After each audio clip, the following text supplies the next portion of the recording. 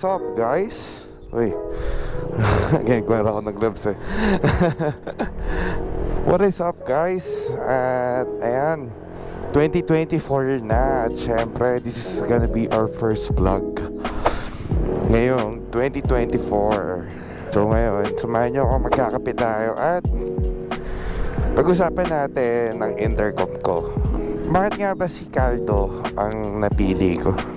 Hindi si Cardo Dalisay palo aga-aga. So bakit nga ba Cardo Intercom ang napili ko?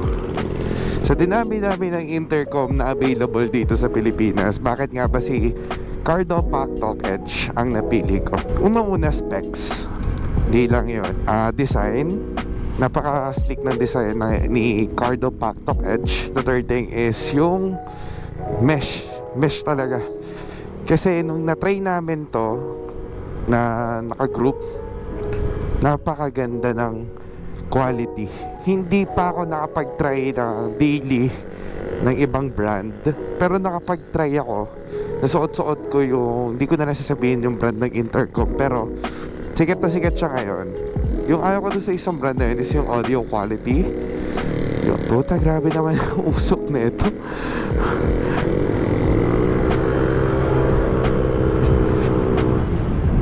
Diyos ko, grabe usok nun.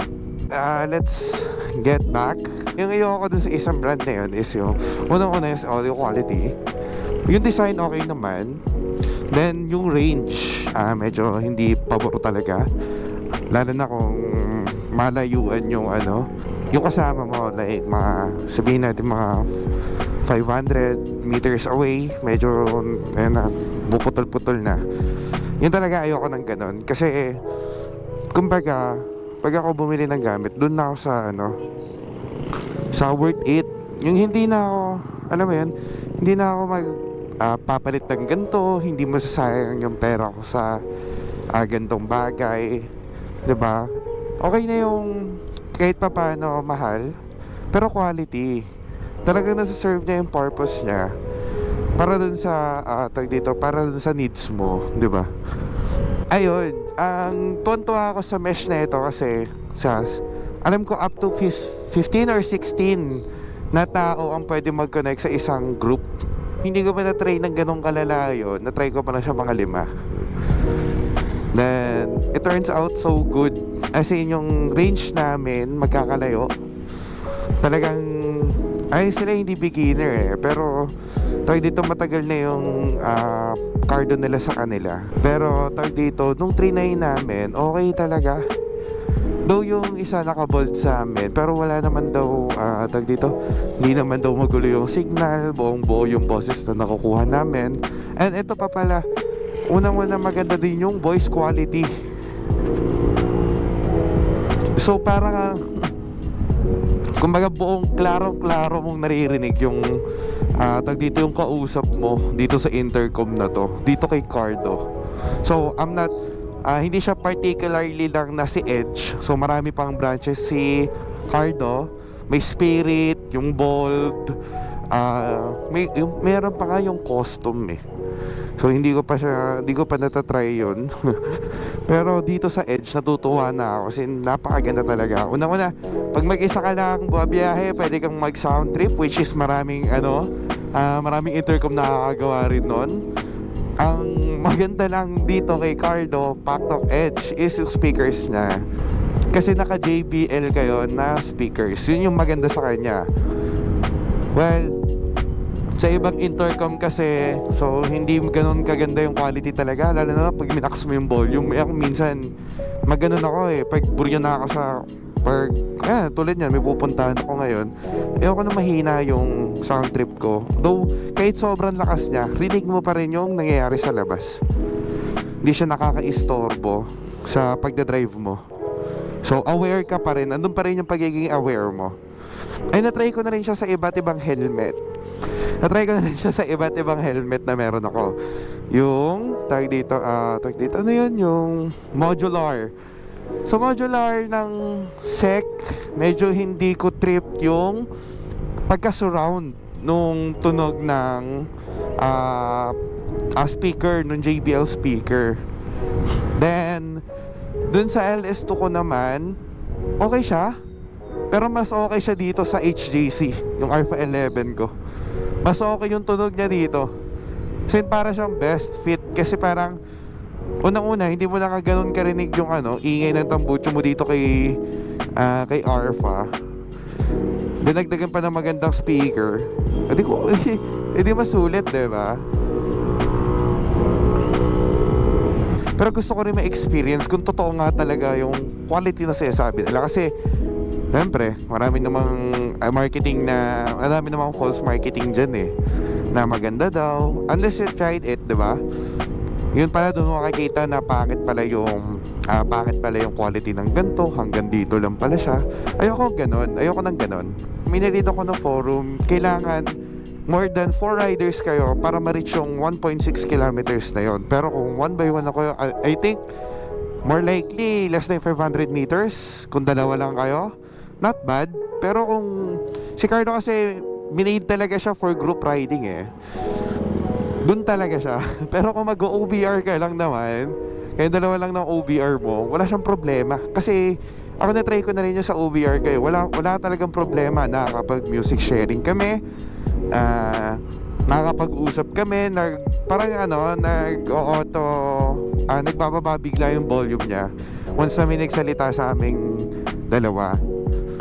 So ito yung mga magagandang features ni Cardo na binibigay niya sa inyo for the price. So hindi ko alam kung ano mga prices na lang ngayong 2024. Actually gusto ko lang din siya i-content.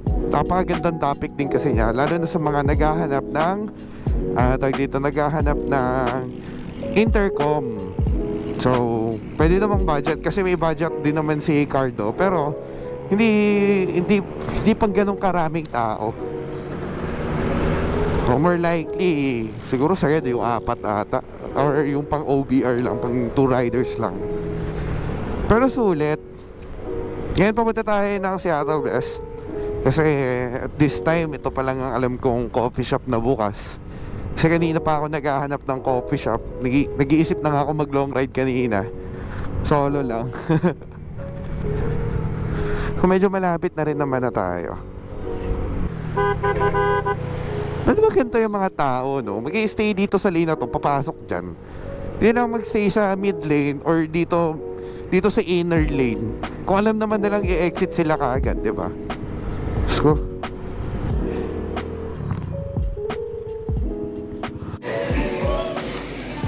Dahil mag-isa ako dito, nagkakape. Inaya ako si Rich Potato. Ayan, cover mo na natin. Ayan, titingnan natin yung bago niyang big bike. Ayan, hello. Ayan, kasama natin si Boss Rich Potato.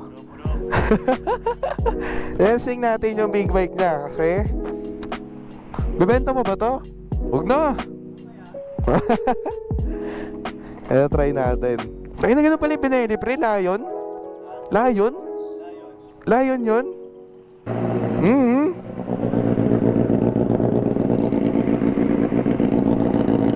Inline 4 baby, 600cc. Ito. So malamig pa. Pag wala ka ng gas. Pero pag ginit na mo, okay na yan. Pagka 5 na lang yung bumaba ng RPM, okay na yan. Pagka nakatayo, may gas na yun. Ayun, di ba? Oo, gago. Ay, gago. Height friendly.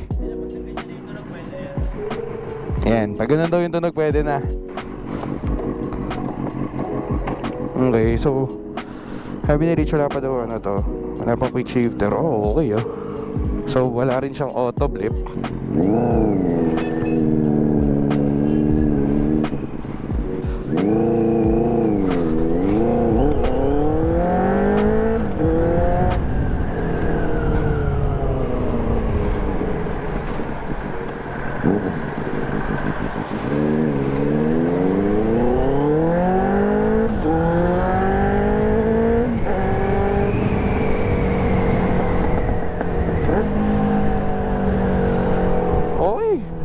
Sarap.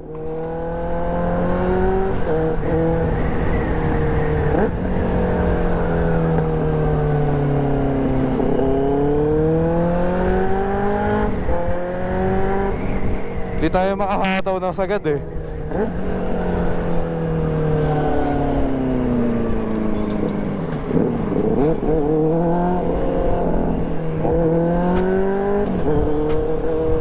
Uy!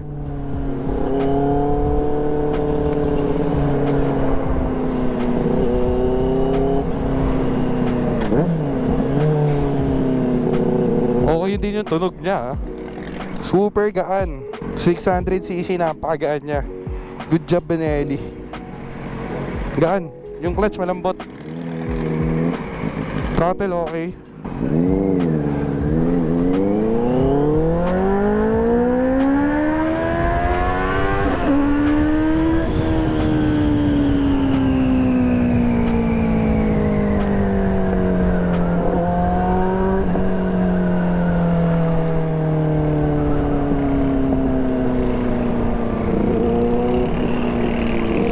Okay yung legs ko dito. Saktong-sakto siya.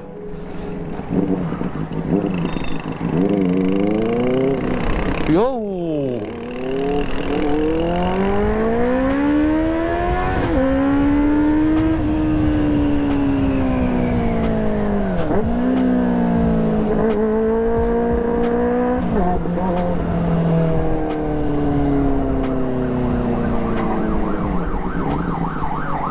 Sarap ng 600.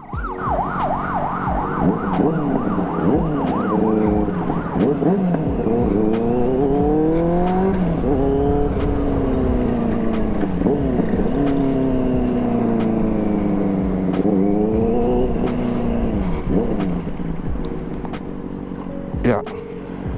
Okay na.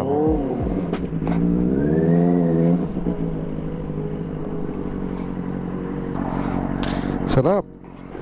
Tangina, may DRL? Ang cute ng DRL, gagi. Sarap, nasagad ko primera mo. Sakto yung ano, okay na okay. Kaya gusto ko yung 600 eh. Sakto lang na mabili siya na hindi nakakatakot. Totoo. Okay na okay oh. Saka gusto ko yung tunog niya, hindi siya ganun kapunit. Basic pa din.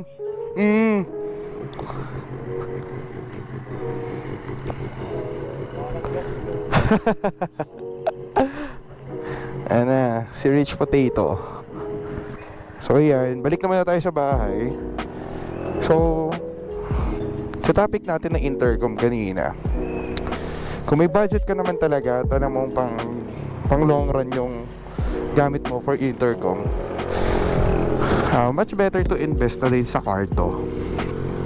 Kasi sulit talaga, lalo na kung minsan big group kayo, marami kayong nagra-ride, naka big bike kayo,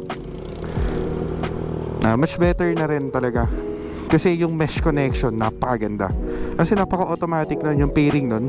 Kahit nga ano eh, basta nasa isang group kayo, di naman talaga, wala kayong usapan na tulad yan, wala kayong usapan na magkikita kayo or nagkasabay na kayo ng landas, automatic nagpe-pair yun. Basta ma-detect ni Cardo na dun sa group na yon may isang member na malapit sa'yo, magpe-pair yun automatic.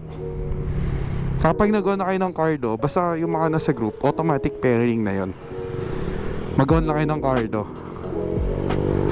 Yun naman yung maganda sa kanya. Di lang, saka pwede kang voice record. Not sure lang kung pwede yung usapan na re-record Na-try ko siya kasi yung voice record, yung recording ni Cardo, mag-isa lang ako. Hindi ko siya na-try nung kung kasama ba yung iba. So yan, pabalik na tayo, Rotonda ulit. Nung oras na 3 hours din tayo nandun kasama si Rich. For me, kung magde-daily commuter ka na inline 4, approve sa akin yun. Unang-una, napakagaan. Napakagaan, na malaki na yung gulong. Naka 180 ata siya, alam ko, sa likod. 180, 120 harap. So, walang problema. Dual disc brake, may ABS. Not sure lang kung may traction controller siya, kung ilan ang inaano ng traction ng gulong niya. Pero napaka-okay na niya.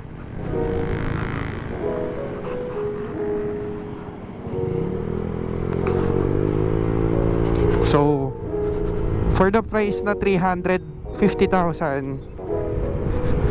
dual disc brake ka na, 600 plus cc ka na, naka inline 4 ka na, not bad. Maganda yung TFT display, yung dito yung gauge, napaayos. So yung temperature ng bike, kitang kita mo doon. Tinanong ko sa kanya kanina yun eh. Temperature ng bike, yung tawag dito, yung sa RPM niya okay din, napakaayos. Kasi maganda yung ano niya, kumbaga modelo, digital na yung gauge niya. Ganda. Yung full exhaust niya ano eh, ay hindi pala, catback lang pala yun, cat delete. So Orion, hanggang canister Orion. Ganda ng tunog, sobra. Then kung makikita nyo dyan, sinagad natin yung first gear niya kanina, dalawang beses ata yun. Titingnan ko kung nakakatakot ba siya o hindi. Kasi before nakatry ako ng CB na 650, yung naked, ano eh, ang lala nung parang downforce niya dito. O ramdam mo na hindi, parang hindi ka bibili dun sa motor. Dun kasi sa kanya, dun sa Benelli niya, ramdam mo pwede kang mag-wheelie, lalo na pag binigla mo. Kasi wala naman siyang mode din. So wala siyang parang sports mode ganon, wala siyang eco mode ganon. So dire-diretso talaga. So kung yung buong 600cc, gamit mo na kagad yon.